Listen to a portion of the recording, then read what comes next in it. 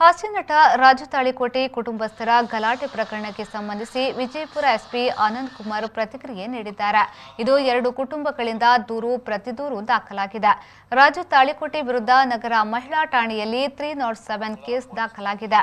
ಇನ್ನು ರಾಜು ತಾಳಿಕೋಟೆ ಹಣೆಗೆ ಗನ್ನಿಟ್ಟು ಜೀವ ಬೆದರಿಕೆ ಆರೋಪ ಹಿನ್ನೆಲೆಯಲ್ಲಿ ಆ ಕುರಿತು ಗೊಳಗುಮ್ಮಟ ಠಾಣೆಯಲ್ಲಿ ದೂರು ದಾಖಲಾಗಿದೆ ಎಂದು ಹೇಳಿದರು.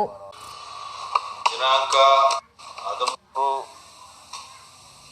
9/2021 ಮಹಿಳಾ ಪೊಲೀಸ್ ಠಾಣೆಯಲ್ಲಿ ಒಂದು ಪ್ರಕರಣ ದಾಖಲಾಗಿದೆ.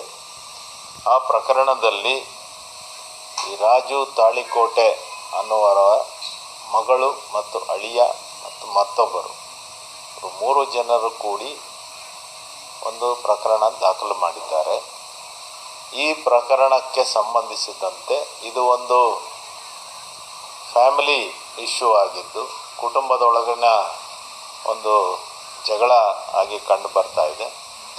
ಇದೇ ಪ್ರಕರಣಕ್ಕೆ ವಿರುದ್ಧವಾಗಿ ರಾಜು ತಾಳಿಕೋಟೆ ಅನ್ನೋರು ಅವರ ಮಗಳ ಮನೆಗೆ ಹೋದಂಥ ಸಮಯದಲ್ಲಿ ಅವರ ಮೇಲೆ ಅಟ್ಯಾಕ್ ಮಾಡಿ ಅವರಿಗೆ ಒಂದು ಗನ್ ಕೂಡ ತೋರಿಸಿ ಹಣೆಗಿಟ್ಟು ಅವರಿಗೆ ಧಮಕಿ ಹಾಕಿದ್ದಾರೆ ಮತ್ತು ಅವರ ಮನೆಯಲ್ಲಿದ್ದಂತಹ ಚಿನ್ನಾಭರಣಗಳನ್ನು ತೆಗೆದುಕೊಂಡು ಹೋಗಿದ್ದಾರೆ ಅನ್ನುವಂಥ ರೀತಿಯಲ್ಲಿ ಮತ್ತೊಂದು ಕಂಪ್ಲೇಂಟನ್ನು ನಮ್ಮ ಗೋಲ್ಗುಂಬಜ್ ಪೊಲೀಸ್ ಠಾಣೆಯಲ್ಲಿ ಅವರು ದಾಖಲು ಮಾಡಿದ್ದಾರೆ. ಹೇಳಿದ್ರೆ ಅವರು ಹಾಸ್ಪಿಟ್ಲಿಗೆ ಸೇರಿಕೊಂಡು ಅಲ್ಲಿಂದ MLC ಬಂದು ಆ ಪ್ರಕರಣವನ್ನು ದಾಖಲು ಮಾಡಿದ್ದೇವೆ.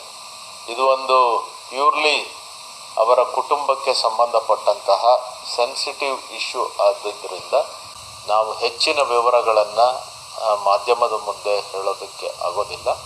ಲಲ್ಸಭಾ ಸವರ್ಗುಳ V4 ನ್ಯೂಸ್ ವಿಜಯಪುರ.